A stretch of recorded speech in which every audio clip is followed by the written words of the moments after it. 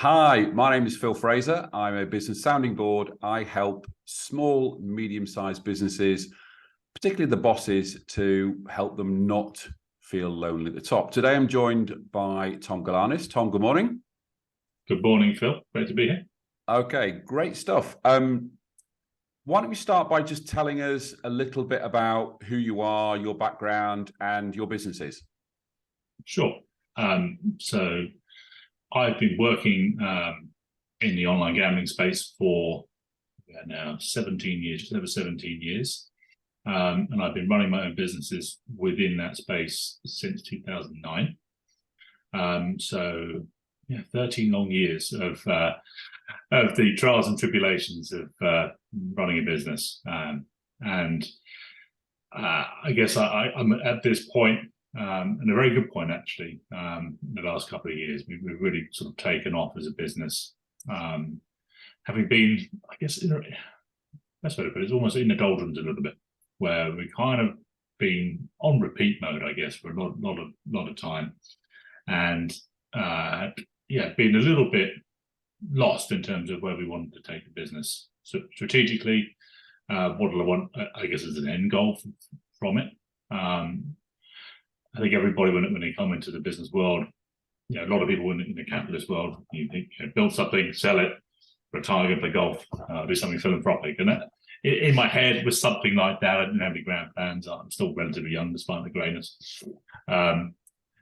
It took me, I guess, a path. I had to go quite a difficult path to come to terms with that. I didn't quite know where to take the business next, or why I wanted to take it there. And I think, my sessions with you as my business sounding board have really helped me to, I guess, rediscover. And I used it when we first met, but rediscover the love for what I do, and allow me to better define what that looked like day to day, with a view to, projecting something into the future. Okay. Let's step back slightly for those people who are watching. You've got more than one business. Do you want to give us a brief outline as to what those? I think there were 3 businesses when we first started talking. Yeah. Just give us a brief outline on what each of those 3 businesses does. Yes, 3 businesses. 2 kind of one and the same. One's a parent company of a subsidiary in the US. The same business type, if you will. But those businesses are called Tag Media Limited and Inc. In the US, and we also have a business called First Look Games. As I mentioned already, everything we do is in the iGaming space, and Tag Media is, first and foremost, a consultative agency business. We provide consultancy-led services to online gambling operators, helping grow their affiliate programs either from scratch or, in some cases, from a decent point onwards.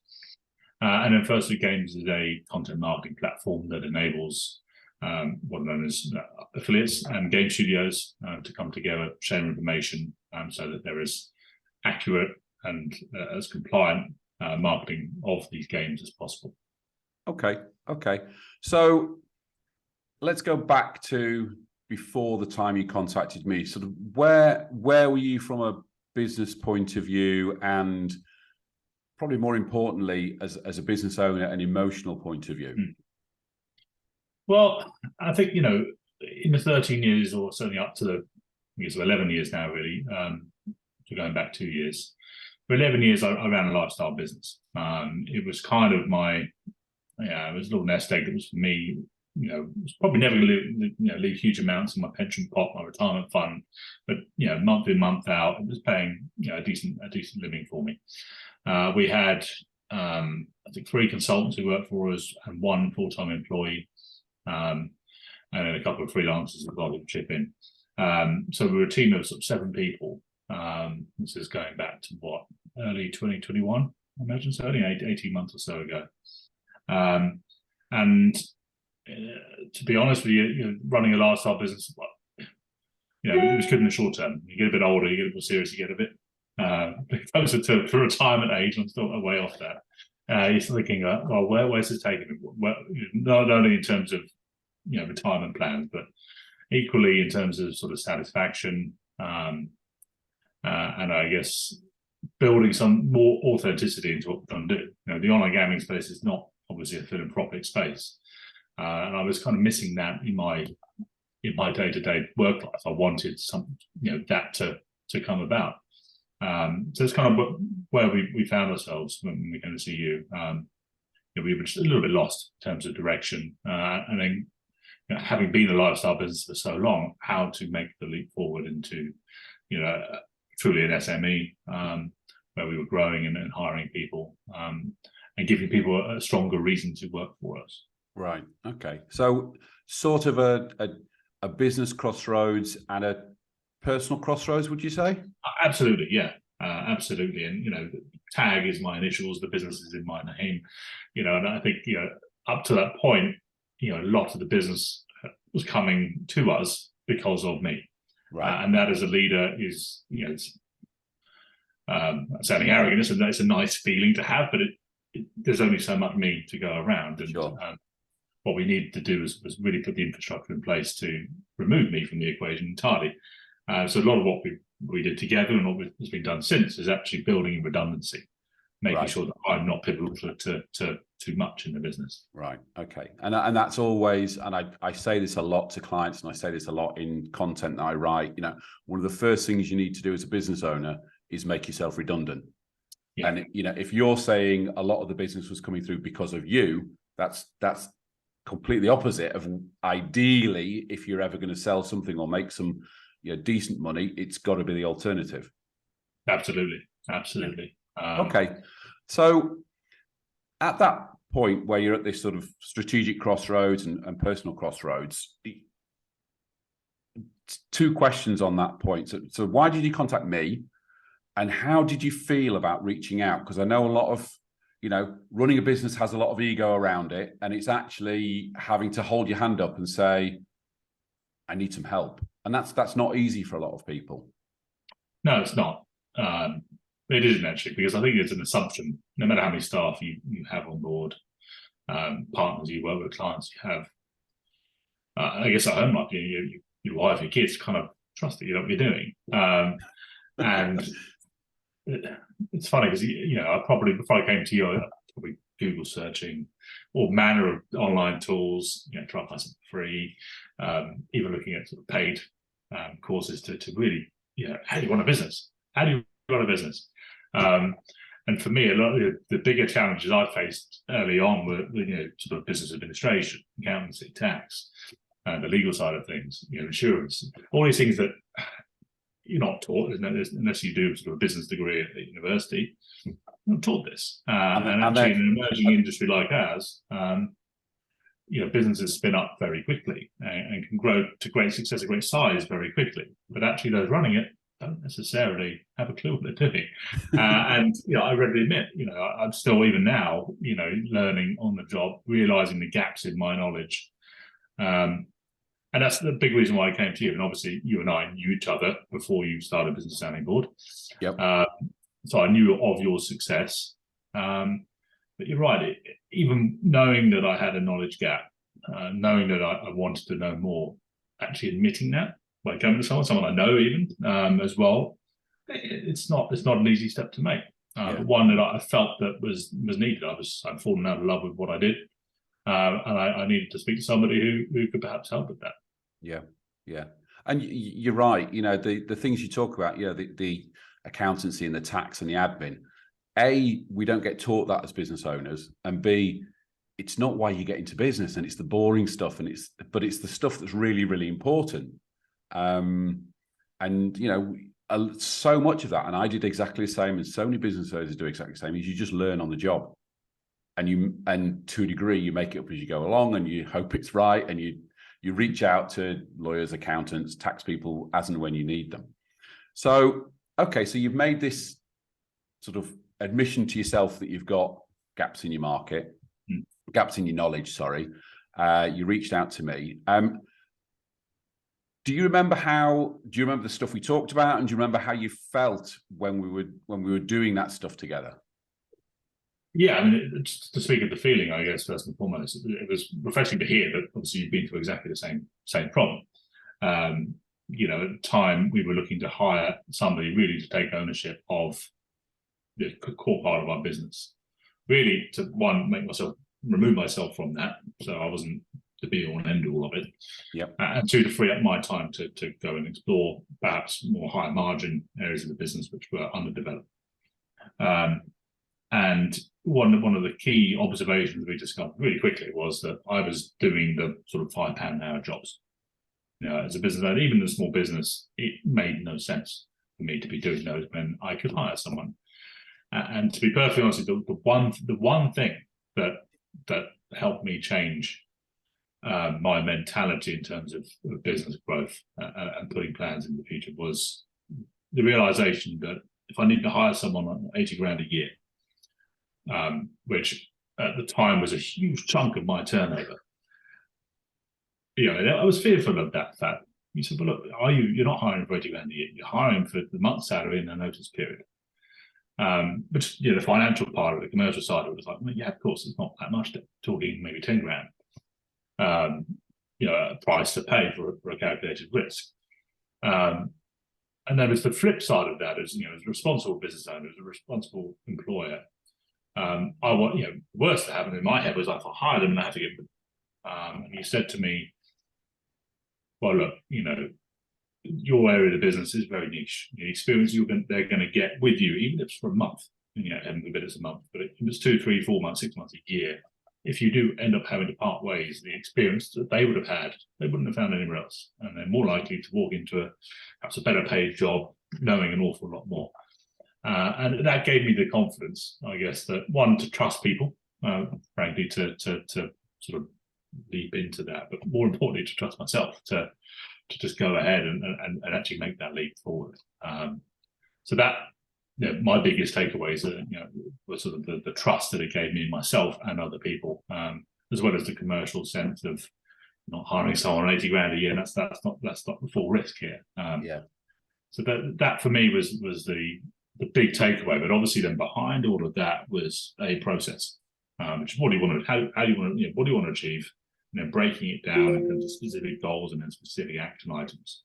Really, in case you want to hire someone, okay, well, write a job description, write your own job description when they come on board. And actually, that's something that we've managed to continue in the company to this day. And say to this day, we're only 18 months since I think we wrapped up the business sounding board sessions, and in that time, we've gone from 3 full-time employees and several consultants and freelancers to a team of 34.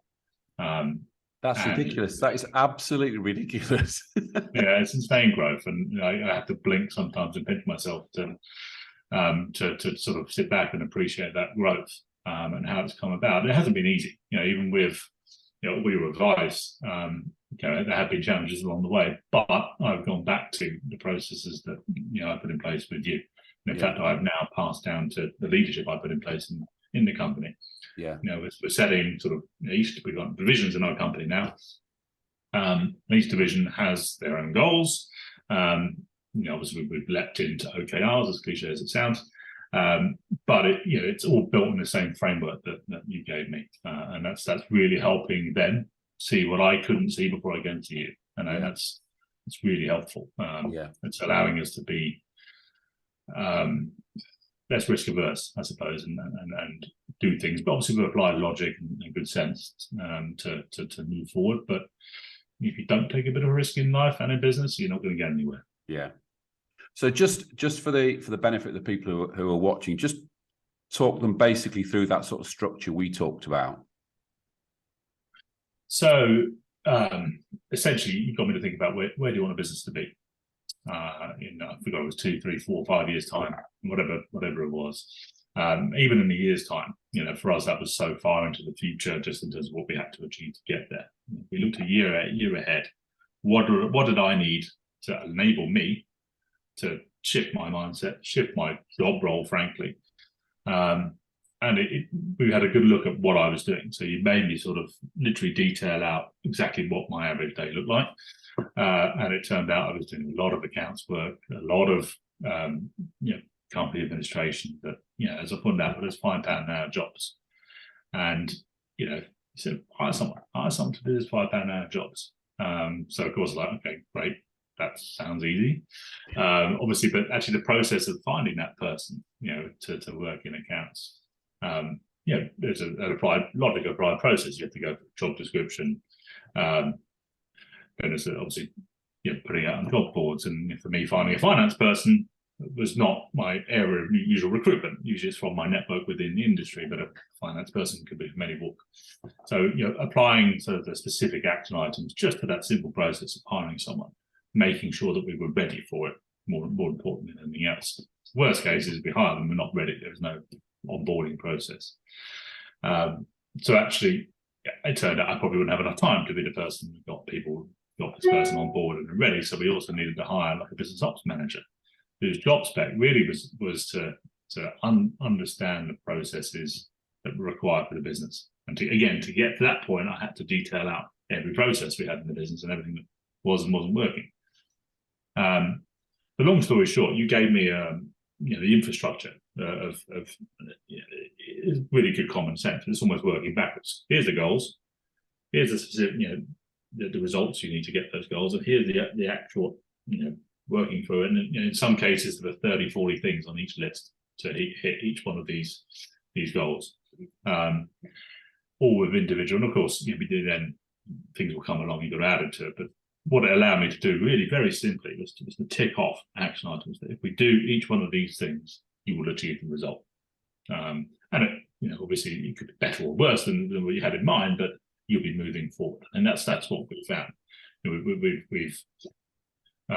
We've undertaken this process now in countless times, but across multiple divisions in the companies that we have, and it has worked one way or another. We've achieved a result which we weren't doing previously. We just weren't even trying previously.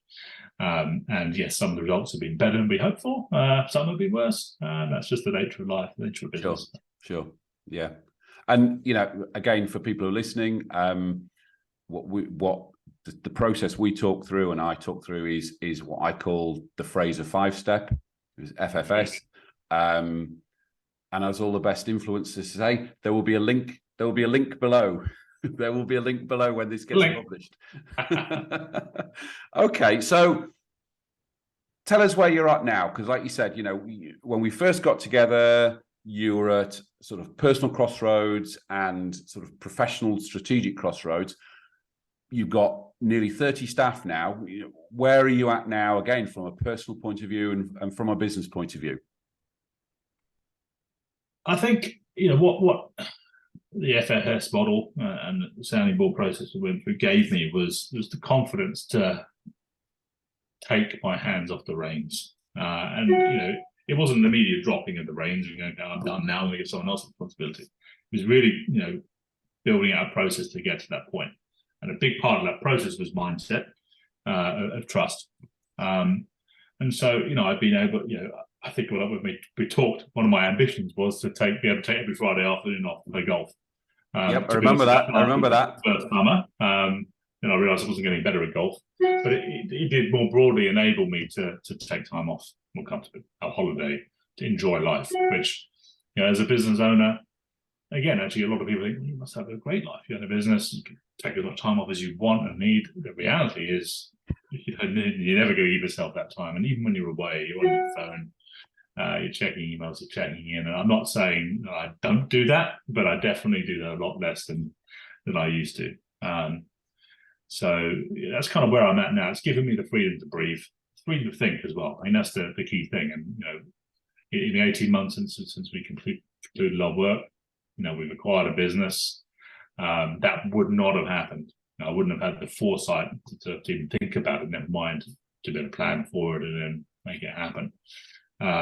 So the freedom, space, the mental headspace, the energy it's given me to think more strategically, more long term, and to come up with processes and concepts within our business that actually give me the fulfillment I'm after, and actually is now given both our existing staff and new staff a really strong, identifiable why to come work for Tag Media. Yeah, brilliant. That's fantastic. So final question, really. What would you say to a business owner that's feeling sort of stuck and frustrated, or just unclear as to what to do next in their business journey? I think you'll realise that it's not just you. You're not in that yourself. There will probably be counterparts who do exactly the same thing as you. It's not unique.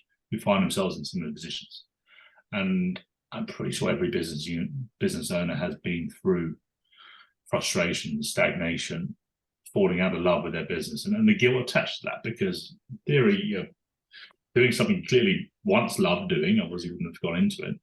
And yeah, it feels like anyone can get stuck in a job they don't like, and you're tied to it, but actually be stuck in your own business seems crazy. But we found a way through it, and you really helped me achieve that, I think. Just talking frankly, there's the processes you've given, but actually just talking through the challenges that you found that exactly matched what I'd gone through, and made me feel like I wasn't alone in that fight. And obviously all the processes you helped me put in place have really given me the space to breathe. So, and to be honest with you, it didn't take that much other than just leaping in. And I think that's kind of it, really. You just got to go for it. Obviously go through the Fraser 5-step process, link below, and engage Phil, because it's been absolutely godsend to me. It's really helped our business turn around from where we were, but particularly selfishly, it's helped me turn around my love for the business. I now love what we do, and I love the team we put in place and all the business now stands for. So yeah, like I say, is just go for it, leap in. And I think from my point of view, none of this is complicated. And I think my memory of what we were doing together is you just had this big ball of spaghetti, and it just needed unraveling and sort of lining up in straight lines and go, okay, what does this business need? What does this business need? What do you need? And then put a plan in place to make them happen. And that's pretty much what it sounds like is what you've done. That's exactly it. And I'm not going to lie, since then, there's been a bit of spaghetti merging back up, but it's, always the framework happens. you gave me, and without any advisor, I haven't needed to come back to you. I'd love to, frankly. I'd love to come back and have another session, but I haven't needed to, because, I felt like I had the toolkit already. So, yeah, like I say again, it's just thank you very much for it all. Great stuff. I'm absolutely delighted that it's worked out so wonderfully. I mean, going from, what was it, 3 or 4 staff to 30, that's ridiculous. That is, in 18 months, that's absolutely amazing. So, Tom, thank you very much indeed for all your time. Glad it's been a success, and I'll speak to you soon. Thank you, Phil.